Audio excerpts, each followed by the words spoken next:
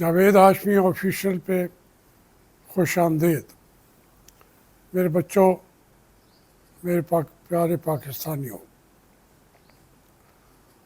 Supreme court, मुझे यकीन है जिस तरह से वो समाअत कर रहे हैं और उसमें अपने रिमार्क्स भी दे रहे हैं, बल्कि हमारे वकला को वो गाइड कर रहे हैं। और ये बड़ा मुश्किल होता है जहाँ जबकि चीफ जस्टिस इसको अपना ज़ाती केस समझ के लड़ रहे हैं। तो ये इंशाल्लाह फ़ैसला यही होगा कि ये सीटें अगर बहाल नहीं करते तो फिर रास्ता निकालेंगे कि कैसे ये सीटें तो ख़त्म कर ही देंगे कल।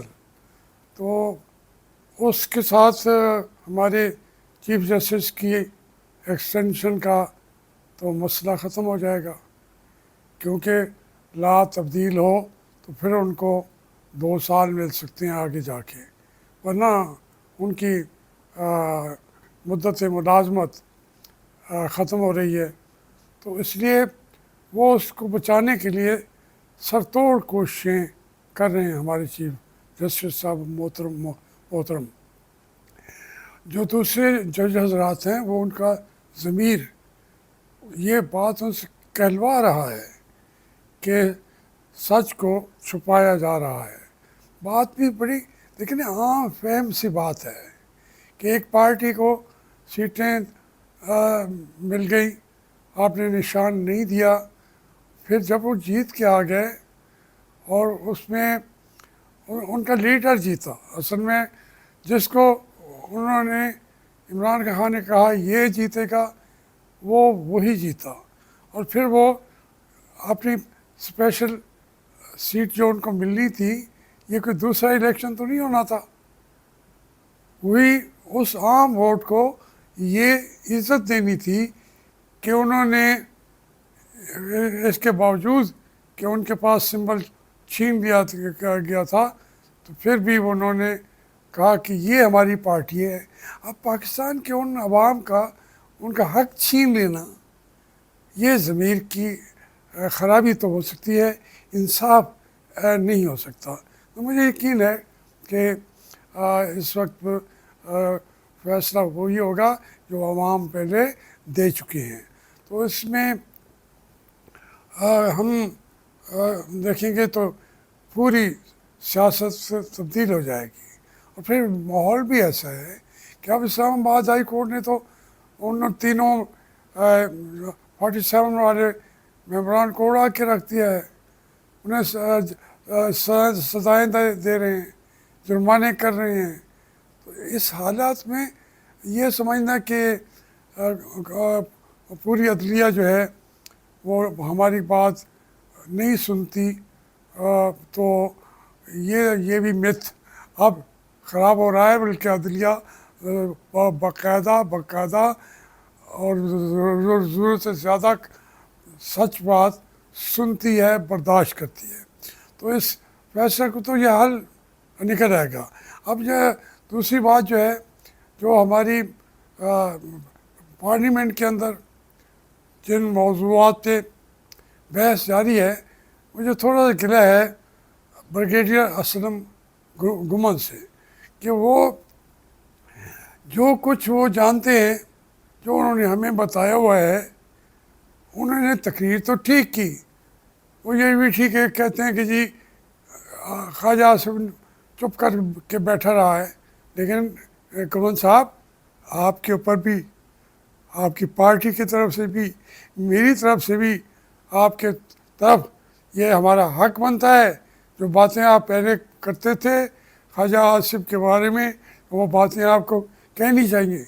मैं थोड़ी सी बता देता हूँ कि ये असम गवर्नमेंट साहब जो हैं, ये जो हमारी एजेंसीज़ हैं उनके सरबराह रहे हैं, पंजाब के हेड थे, और फिर वो नैब के अंदर भी आगे बढ़ के काम करते रहे हैं। उन्होंने जो हमें बताया, और फिर चूँकि ये काफ में चले गए और दोनों ने मिलके एक दूसरे को मकामी सतह पे एक दूसरे को सपोर्ट किया और ख्वाजा आसिफ साहब ख्वाजा आसिफ को इन्होंने वहाँ से नैब से निकलवाया और फिर उसमें असाइनमेंट जो दी गई थी ख्वाजा साहब को वो भी बताए ना। ये असम गुमन साहब आप पीटीआई के एमएनए हैं, मेरे तो आप अजीज़ हैं, लेकिन खोल के बात बताएं कि इसलिए उसको सीट भी मिली, रिहाई भी मिली, सीट भी मिली राजा आसिफ को। और वो असाइनमेंट यही थी कि वो जब ज़रूरत पड़ेगी काफ की वो साथ देगा उनका, पार्टी उन्होंने कहा हम आपसे तब्दील नहीं कराएंगे।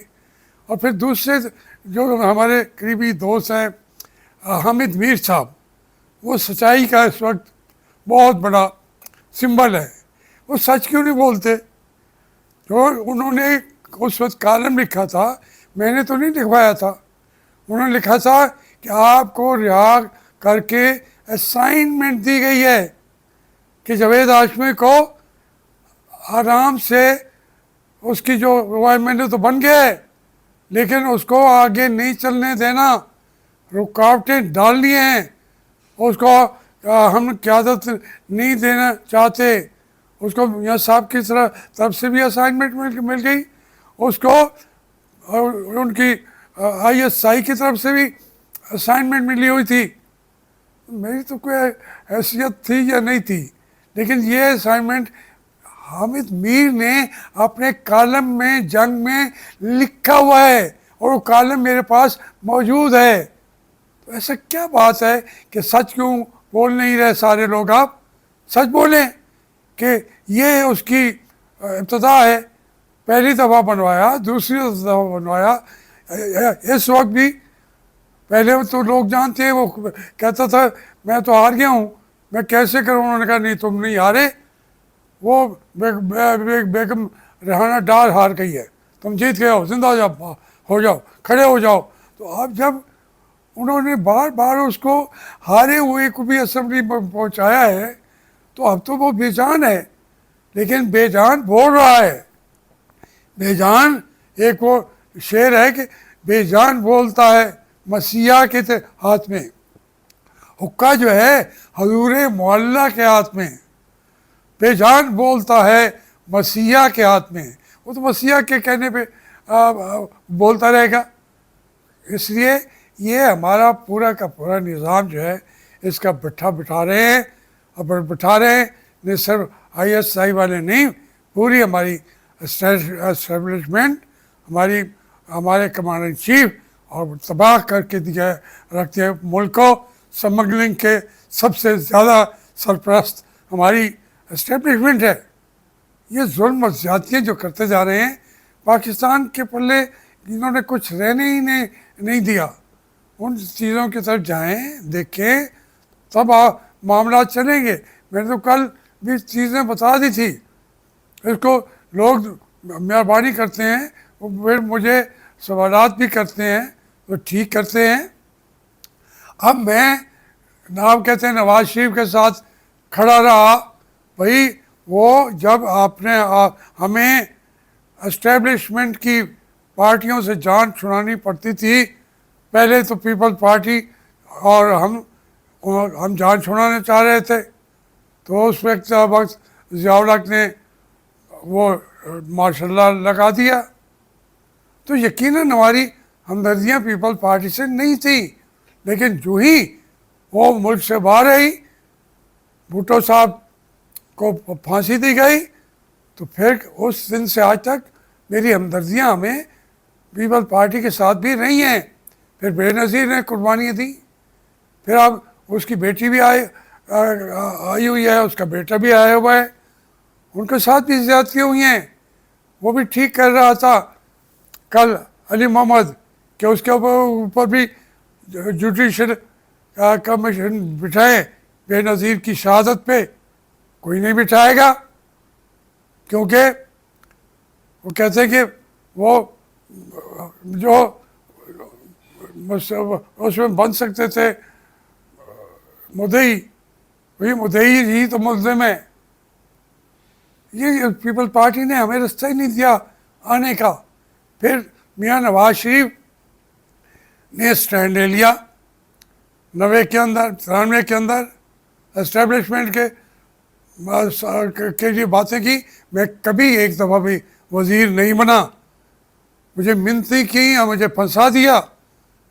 शहबाज शरीफ मेरे घर चल के आता था, चौधरी निसार आता था, मियाँ नवाज शरीफ आते थे कि खुदा के लिए आप हमारे साथ बैठे और या हमारे साथ काम करें।